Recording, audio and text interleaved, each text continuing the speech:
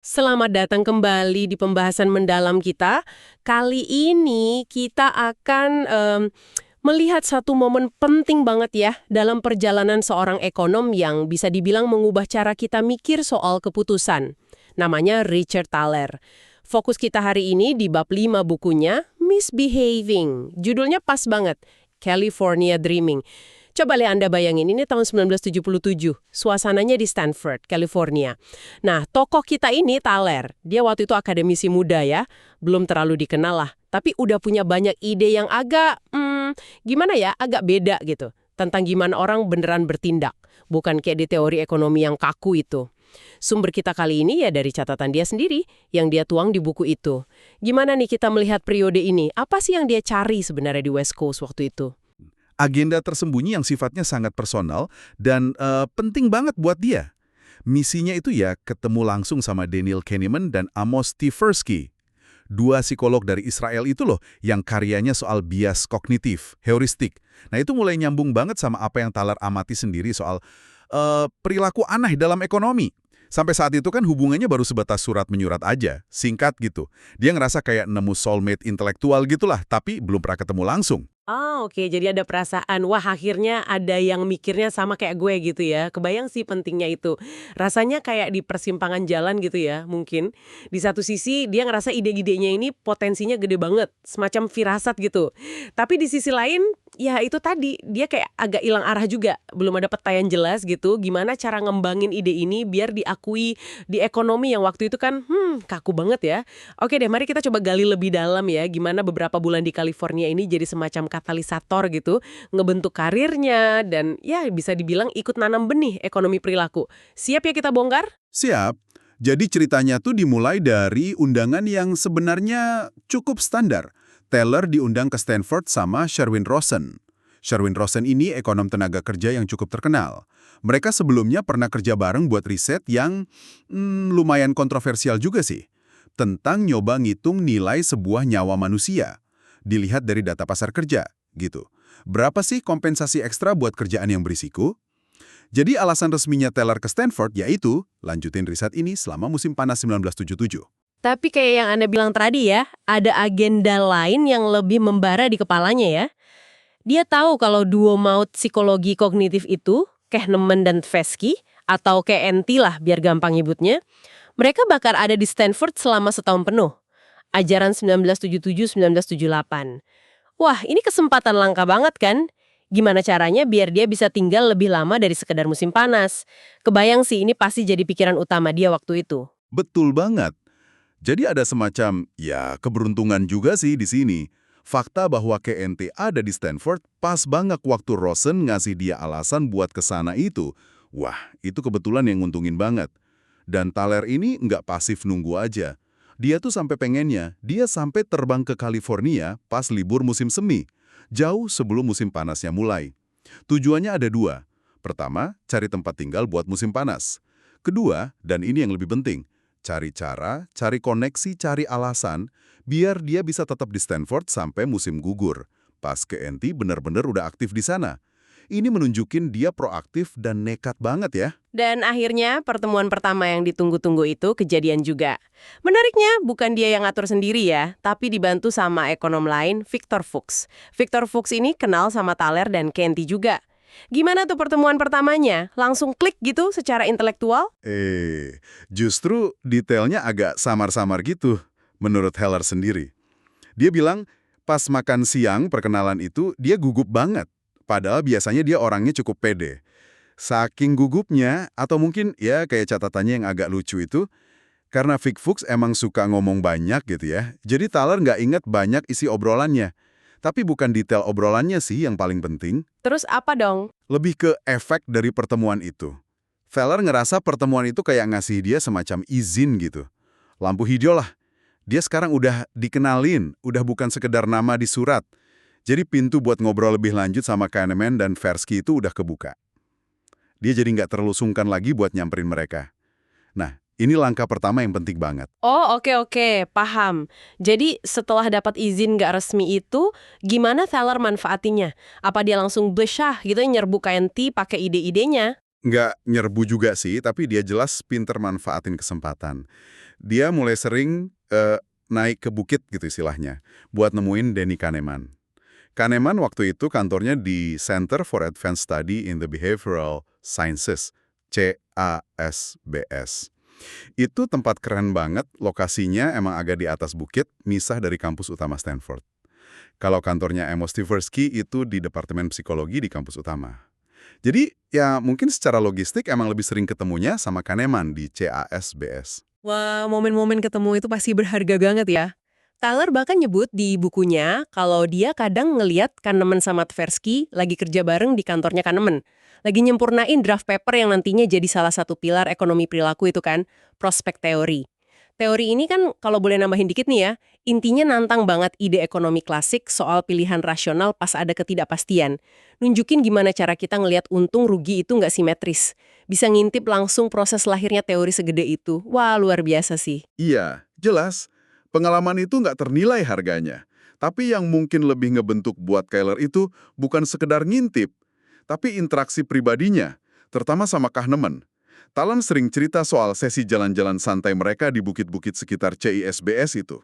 Sambil jalan, mereka ngobrol bebas, tukar pikiran. Ini bukan seminar formal atau meeting terjadwal gitu. Justru suasana informal, rileks kayak gini, sering banget bikin ide-ide bagus keluar dan pemahaman jadi lebih jernih. Kahneman dengan cara mikirnya yang tajam dan kritis itu, jadi kayak sparring partner yang pas banget buat Thaler.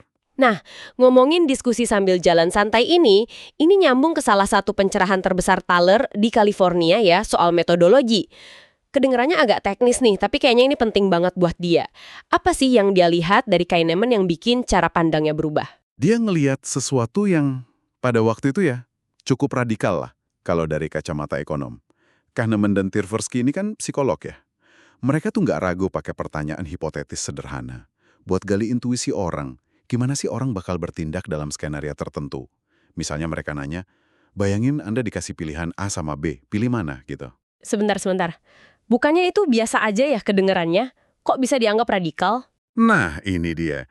Karena dalam tradisi ekonomi neoklasik yang lagi jaya-jayanya waktu itu, pendekatan kayak gitu sering dianggap, nggak ilmiah. Ekonom tuh diajarinya data yang valid itu cuma data pasar real, atau data dari eksperimen lab yang ketat banget kontrolnya, pakai insentif uang beneran. Kalau nanya apa yang bakal Anda lakuin kalau itu dianggap nggak bisa dipercaya? Orang kan bisa ngomong apa aja, belum tentu itu cerminan perilaku aslinya. Tapi Taylor ngelihat dua ilmuwan hebat kayak KNT pakai metode ini, dan mereka percaya sama jawaban yang didapat. Dijadiin data valid tentang cara manusia mikir. Oke. Jadi ini bukan cuma soal teknik nanya ya, tapi soal sah atau enggaknya sebuah metode. Sebelumnya kan daftar perilaku aneh yang Taylor kumpulin itu kayak contoh klasik kenapa orang mau nyetir jauh buat diskon $10 buat jam radio $25, tapi nggak mau buat diskon $10 buat TV $500, itu cuma sebatas observasi pribadi dia aja atau eksperimen pikiran. Dia belum punya cara buat nguji itu secara sistematis yang bakal dianggap oke sama teman-teman ekonomnya. Tepat sekali. Ngeliat KNT itu kayak ngasih dia izin secara intelektual dan metodologis. Dia jadi mikir, wah, kalau mereka aja bisa, kenapa gue nggak? Ini ngasih dia keberanian buat mulai pakai survei, kuesioner, meskipun ya awalnya masih agak hati-hati gitu. Dia mulai ubah anekdot sama intuisinya jadi hipotesis yang bisa diuji. Contoh diskon jam audio versus TV itu jadi salah satu studi survei pertamanya dia. Tujuannya jelas, dapatin data, bukti empiris, buat nunjukin kalau model ekonomi standar itu sering meleset nebak perilaku manusia asli. Ini langkah penting banget dari sekedar ngamatin jadi penelitian sistematis. Tapi ya di tengah senengnya ketemu idola dan dapat restu metode ini, Thaler juga cerita ada semacam gelisah gitu ya, atau nggak pasti. Dia ngerasa kayak lagi megang sesuatu yang gede, tapi bentuknya tuh masih remang-remang gitu. Dia pinjam istilah dari penulis sains Stephen Johnson, sebuah slow hunch, firasat yang berkembang pelan-pelan. Bisa dijelasin lagi nggak soal ini? Nah, ini pengalaman yang kayaknya umum banget ya dialami sama orang-orang yang merintis bidang baru. Slow hunch ini bukan momen aha gitu yang tiba-tiba semua jadi jelas. Bukan ide cemerlang tunggal. Lebih kayak perasaan yang ngeganjal terus di pikiran. Intuisi kuat kalau ada pola penting nih yang kelewat. Ada cara pandang baru yang potensial, tapi jalannya ke sana tuh belum kelihatan jelas. Dia ngerasa kayak lagi di pinggir benua baru yang belum ada petanya. Tahu ada sesuatu di sana, tapi nggak tahu mulai dari mana nyarinya, pakai alat apa, atau jangan-jangan harta karun yang dicari itu cuma fata morgana. Dan ini pasti bikin dilema banget ya, apalagi buat akademisi muda yang karirnya lagi di ujung tanduk. Di satu sisi ada tarikan kuat dari firasat ini, pengen banget ngejar ide-ide aneh ini. Di sisi lain ada tekanan praktis yang nggak main-main. Dia butuh kerjaan tetap, dia butuh publikasi di jurnal top yang isinya ya pandangan mainstream semua. Gimana dia ngadepin tekanan ini? Nah, itu intinya perjuangan dia waktu itu. Dia harus cari titik tengah yang susah banget antara jadi penjelajah di wilayah baru sama menuhin tuntutan dunia lama biar tetap bisa survive secara akademis. Nerbitin paper soal nilai nyawa mungkin lebih aman ya, tapi hatinya tuh lebih ke teka-teki perilaku irasional yang dia kumpulin itu. Ketegangan ini antara eksplorasi sama eksploitasi itu jadi tema penting dalam banyak inovasi ilmiah. Dia nggak tahu nih ngejar slow hunch ini bakal bikin dia diakui atau malah dikucilin dari komunitas ekonomi. Pertaruhan karir yang gede banget sih. Sama Smith. Pertemuan ini ngasih kontras yang menarik ya. Waktu itu, Vernon Smith lagi getol-getolnya ngembangin metode eksperimen lab di ekonomi, khususnya pakai teknik yang namanya induced value. Di eksperimen ini, subjeknya itu nggak dagangin barang asli yang nilainya subjektif, kayak kopi atau tiket konser gitu. Tapi mereka dagangin token-token abstrak. Si peneliti ngasih tahu ke tiap subjek berapa nilai token itu buat dia. Misalnya, token ini buat kamu nilainya $8, buat saya $4. Terus mereka dibiarin dagang. Tujuannya buat nguji apakah mekanisme pasar bisa efisien kayak kata teori, dengan cara ngontrol nilai preferensi individu secara ketat. Taylor kayaknya agak ragu ya soal ini. Rasanya kok terlalu bersih gitu pendekatannya dibanding dunia nyata yang ruwet. Persis. Taylor ngerasa metode induced value ini, meskipun oke secara teori, tapi kok kayaknya terlalu steril, terlalu dibuat-buat gitu. Di dunia nyata kan, pas Anda mutusin mau beli jaket harga $50 apa enggak, kan nggak ada peneliti yang bisikin nilai asli jaket itu buat Anda. Anda harus nentuin sendiri, dan penilaian itu dipengaruhi macam-macam faktor psikologis, kontekstual, jaketnya lagi diskon nggak, mood Anda lagi gimana, duit di dompet sisa berapa, macam-macam lah. Metode token ini, menurut Taylor, ngilangin semua kerumitan penilaian subjektif itu. Padahal justru disitulah banyak teka-teki perilaku yang menarik buat dia. Selain beda metode, Taylor juga nangkep ada beda tujuan atau agenda riset yang lebih mendasar ya antara Smith sama KNT waktu itu. Iya, ini observasi yang jeli banget. Taylor ngerasa agenda riset Smith waktu itu cenderung tujuannya buat nunjukin betapa bagusnya teori ekonomi standar itu bekerja. Setidaknya di kondisi lab yang terkontrol ya. Eksperimennya sering dirancang buat nunjukin kalau pasar, meskipun cuma sedikit orang, bisa kok mencapai equilibrium yang efisien kayak kata teori. Ini beda banget sama pendekatannya Kahneman dan Tversky. Fokus utama mereka justru nyari dan nunjukin penyimpangan sistematis dari prediksi teori rasionalitas standar. Mereka lebih tertarik sama gagalnya teori daripada suksesnya. Perbedaan fokus ini antara konfirmasi teori versus nyari anomali, jadi semacam garis pemisah penting ya dalam perkembangan ekonomi eksperimental, dan perilaku Saller dan keraguan Saller sama metode induced value ini, kayak yang dia catat. Jadi semacam bibit awal buat salah satu eksperimennya yang paling terkenal nantinya ya, eksperimen Mukopi itu, yang secara langsung nantang asumsi dibalik induced value, dengan nunjukin adanya efek kepemilikan atau endowment effect. Benar sekali. Jadi pertemuan sama Smith ini, meskipun mungkin nggak seintensif sama Cambridge, ikut bantu Taylor buat mempertajam pandangannya sendiri tentang gimana sih perilaku ekonomi itu harusnya dipelajari, yaitu dengan lebih merhatiin gimana manusia asli bikin keputusan dengan segala kerumitan dan keanehannya. Bukan cuma gimana agen rasional bertindak di model atau token di lab. Oke, jadi Taylor sekarang udah punya keyakinan baru soal metode, udah punya firasat soal arah baru, tapi juga sadar kalau ide-idenya ini agak sesat ya menurut ukuran mainstream. Ini bikin dia sadar satu hal penting, dia butuh rumah akademis yang pas, lingkungan yang cukup toleran buat ngebiarin dia ngejar ide-ide non-konvensional ini. Gimana dia nyari kerja setelah masa di Stanford selesai? Nah, disinilah kelihatan berani dan cerdasnya strategi Taylor. Pas waktunya cari kerjaan tetap, dia nggak milih jalan aman. Dia bisa aja kan presentasiin riset lanjutannya soal nilai nyawa bareng Rosen itu. Topik yang lebih jelas, lebih gampang dijual mungkin. Tapi dia milih sebaliknya. Dia milih untuk presentasiin paper yang datang langsung dari Slow Hunch-nya itu, yaitu paper tentang ekonomi pengendalian diri self-control. Itu paper yang ada cerita kacang metenya itu kan ya? Nah, itu dia. Paper itu ngebahas ide soal adanya dua diri dalam diri kita. Si perencana jangka panjang, planner, sama si pelaku jangka pendek, doer.